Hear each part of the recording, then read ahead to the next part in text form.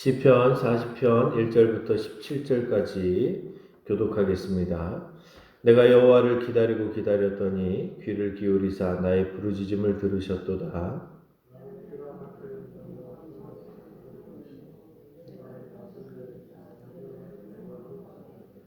새 노래 곧 우리 하나님께 올릴 찬송을 내 입에 두셨으니 많은 사람이 보고 두려워하여 여호와를 의지하리로다.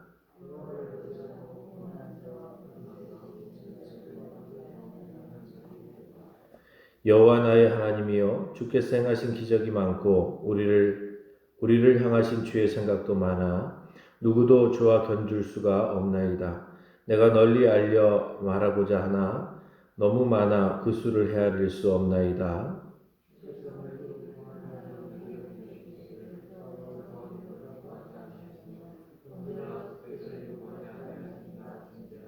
그때 내가 말하기를 내가 왔나이다. 나를 가리켜 기록한 것이 두루마리 책에 있나이다.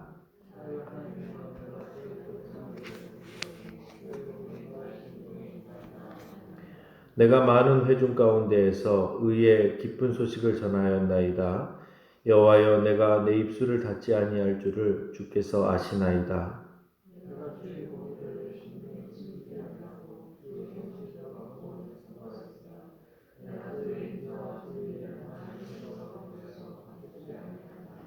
여호와여, 주의 긍휼을 내게서 거두지 마시고 주의 인자와 진리로 나를 항상 보호하소서.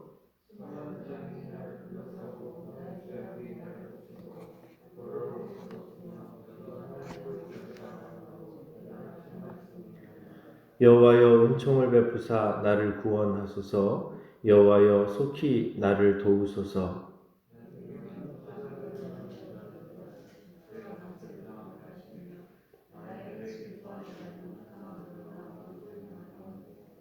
나를 향하여 하하하하하며 조소하는 자들이 자기 수치로 말미암아 놀라게 하소서.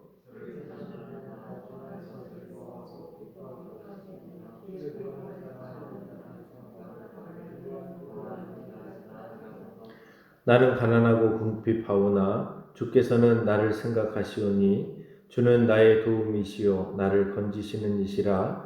나의 하나님이여, 지체하지 마소서. 아멘. 할렐루야. 말씀의 은혜가 저와 여러분들에게 있기를 간절히 소망합니다. 주여 매일매일 우리를 건져주소서라는 제목으로 말씀을 증거하겠습니다. 자, 시편 40편도 다윗의 시입니다. 인도자를 따라 부르는 노래입니다. 지휘자의 지휘를 따라서 이렇게 함께 불렀던 노래였던 것 같습니다. 자, 다윗은 하나님께 늘 기도하던 기도꾼이었습니다. 정말 매일매일 하나님께 기도하고 하나님과 소통하였던 분이시죠. 자, 그런데 그런 다윗이 자신의 기도를 들어주신 하나님께 감사를 합니다. 내가 여호와를 기다리고 기다렸더니 귀를 기울이사 나의 부르짖음을 들으셨도다. 내가 하나님께 기도하고 그 응답을 기다리고 또 기다렸는데 정말 하나님께서 내 기도를 응답하여 주셨다라는 것이죠. 그런데 내가 어떤 때 기도를 했냐면 나를 기가 막힌 웅덩이와 수렁에서 끌어올리시고 내 발을 반석 위에 두사 내 걸음을 견고하게 하셨다라고 고백합니다. 그러니까 정말 기가 막힌 그런 웅덩이와 수렁에서 한번 빠지면 나오기 힘든 그러한 곳에서 정말 헤매고 있었는데, 너무나도 고통스러워하고 있었는데, 너무나도 힘들어하고 있었는데 하나님께서 정말 나의 기도를 들으시고 응답해 주셨단 말이죠. 여러분, 이게 얼마나 우리가 소망하는 내용입니까? 우리가 기도를 할 때 사실은 다른 사람의 기도 제목을 놓고 중보 기도를 하거나 또 나라와 민족을 위해서 기도할 때 사실은 이런 기도들은 우리의 바램일 수 있어요. 왜냐하면 내가 지금 당장 어려운 게 아니기 때문에 다른 사람을 위해서 기도하고 또 이렇게 하다 보면 그 기도가 응답이 되어지지 않아도 어떻게 하나님께서 아직 응답하지 않나 봐 라고 그냥 좀 여유를 갖고 이렇게 생각할 수 있단 말이죠. 자, 그런데 당장 내가 어려움을 당하고 있어요. 내가 깊은 수렁에 빠져가지고 정말 어떻게 해야 될지 모를 때가 있어요. 정말 하나님께서 도와주시지 않으면 내가 그 수렁에서 빠져나올 수가 없는 그러한 내 능력으로 감당하기 어려운 그런 상황들이 있단 말이죠. 자, 그때는 사람들이 나를 도울 수 있는 것도 아니고 오직 하나님만이 나를 도울 수 있다라고 생각하고 있는데, 정말 하나님께서 내 기도를 들으시고 나를 건져주신다면 여러분 얼마나 감사하고 그 기쁨이 넘치겠습니까? 다윗이 하나님 앞에 그렇게 기도하고 있는 것이죠. 하나님, 나를 건져주셔서 반석 위에 세워주시니 정말 감사합니다. 나를 이렇게 강건하게 회복시켜 주시니 감사합니다. 여러분, 저와 여러분들도 이런 은혜가 있길 간절히 축원합니다. 기도할 때마다 하나님께서 응답하시고, 기도할 때 정말 나를 건져주셔서 정말 내가 다시 한번 새 힘을 얻어서 반석 위에 굳게 서 있기를 간절히 축원합니다. 간혹 우리가 기도 부탁을 받는 경우들이 있잖아요. 사람들에게 이런 기도 저런 기도, 목사님 이렇게 기도해 주세요, 집사님 권사님 이렇게 기도해 주세요, 내가 정말 어려운 상황에 있습니다, 이렇게 이제 기도를 부탁을 받게 되어지면, 여러분 우리가 그 기도가 응답이 안 되어지면 우리도 답답하잖아요. 그런데 간혹 하나님께 기도하였는데 즉시로 응답이 되어지는 경우가 있어요. 그럼 여러분 갑자기 마음이 확 살아납니다. 왜요? 하나님께서 내 기도를 들으셨다라는 것은 나에 대하여서 반응해 주셨다라는 거잖아요. 갑자기 하나님과 급 친해져요. 하나님이 너무나도 친밀해져요. 그래서 여러분 우리의 심령이 막 살아나게 되어집니다. 자, 그렇습니다, 여러분. 하나님께서 우리의 기도를 들으시고 응답해 주시면 여러분 우리의 심령이 더욱더 살아나게 되어지는 것이죠. 그러니 여러분 그럴 때 우리의 마음이 기쁘고 하나님에 대해서 막 자랑하고 싶죠. 하나님께서 내 기도를 들으셨습니다. 하나님께서 이렇게 기도했는데 어느 성도의 기도를 응답해 주셨습니다. 이런 기도 부탁을 받았는데 그날 즉시로 하나님께서 우리의 기도를 들으셔서 그 기도가 응답이 되어졌습니다. 여러분, 그러면 사람들에게 이미 이렇게 얘기하는 것 자체가 하나님을 자랑하는 거잖아요. 그러니까 다윗도 똑같은 마음이었던 것 같아요. 그래서 3절에 새 노래 곧 우리 하나님께 올릴 찬송을 내 입에 두셨으니 많은 사람이 보고 두려워하여 여호와를 의지하리로다. 다윗이 저렇게 기도할 때마다 하나님께서 응답해 주시는 거 보니까, 야, 다윗은 정말 하나님의 사람이야. 하나님 함께 하시는 사람이야. 그러면서 하나님을 경외하고 하나님을 더 잘 섬기게 되어졌다라는 것이죠. 그러면서 다윗은 하나님을 의지하는 자가 복되다라고 이렇게 얘기합니다. 여러분, 다윗이 이야기한 것처럼 하나님을 의지하는 저와 여러분들이 복된 줄 믿으시길 간절히 축원합니다. 하나님을 의지해요. 그래서 내 삶의 모든 것을 그분께 맡겨요. 그래서 4절에 여호와를 의지하고 교만한 자와 거짓에 치우치는 자를 돌아보지 아니하는 자는 복이 있다. 그러니까 내가 악한 데에 마음을 두지 아니하고 악한 일을 행하는 사람들을 돌봐주지 않고 악한 일을 행하는 사람을 부러워하지 않고 오직 나의 인생을 하나님께만 맡기고 살아가는 사람, 이런 사람이 진짜 복된 사람이다라고 이야기하는 것이죠.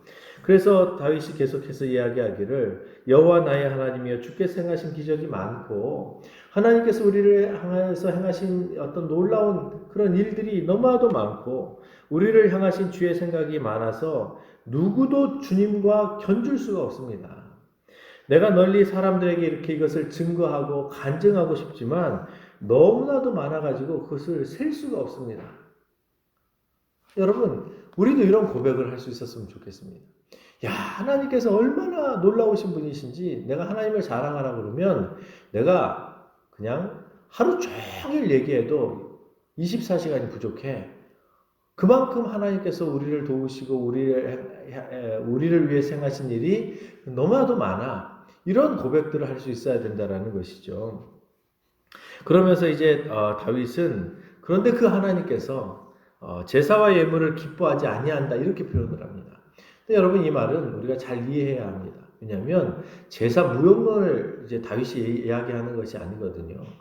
정말 하나님 앞에 나아갈 때에 하나님께서 제사를 드리라고 얘기했고 예물을 가지고 나오라고 얘기하셨지만, 그런데 하나님을 섬기는 우리의 심령은 정말 진실해야 되는 것이지 어떤 하나님을 섬기는 그런 마음도 없이 그냥 예배만 드리고 그리고 또 뭐 헌금을 하고 이런 걸 기뻐하지 않는다라는 거죠. 하나님께서는 형식도 중요하다라고 말씀하시지만 그 형식을 드리는 사람의 그 중심의 진실함을 가지고 예배할 때에 하나님께서 그것을 기뻐하신다라는 거예요.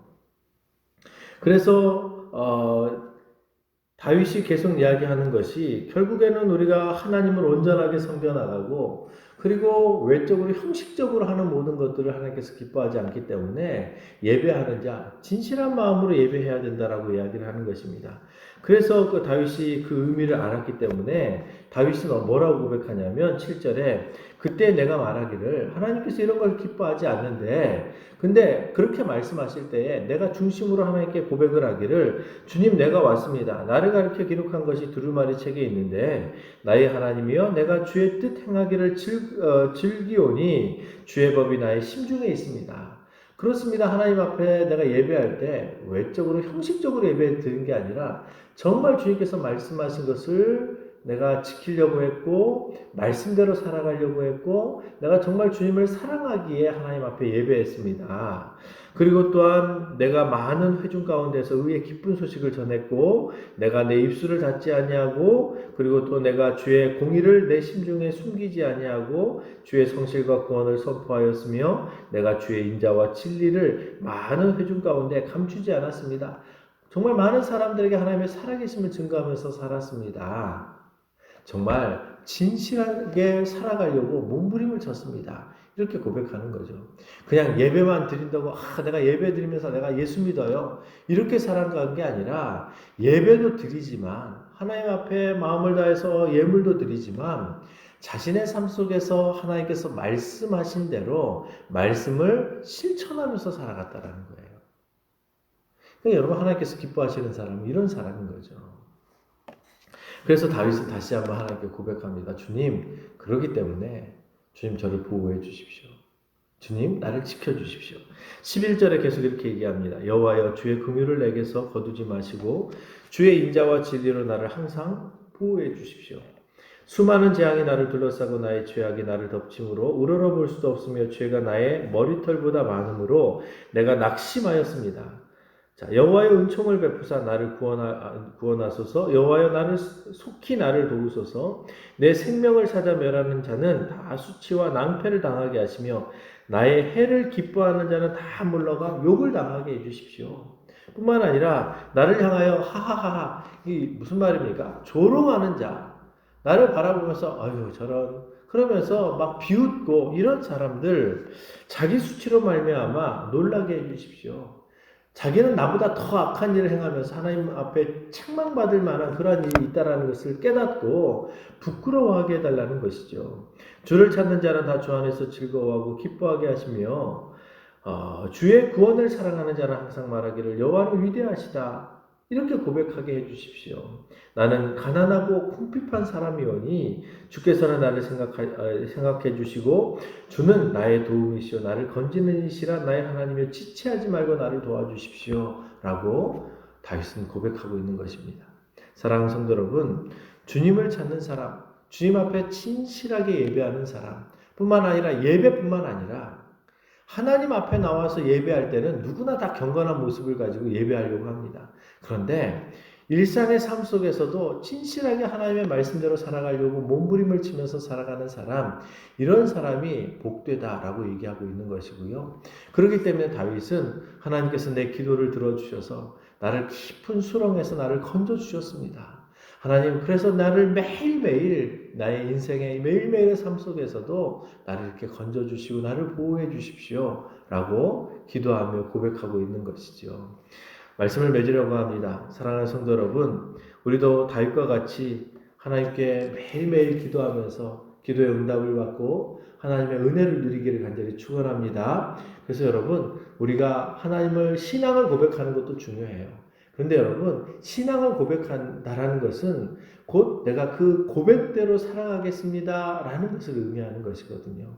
그래서 오늘 하루도 살아가실 때에 다윗처럼 믿음으로 승리하시고 내가 고백한 신앙대로 내가 하나님 앞에 진실하게 살아서 주의 영광을 위해서 귀하게 쓰임받을 수 있는 신실한 성도들이 되어지기를 간절히 축원합니다.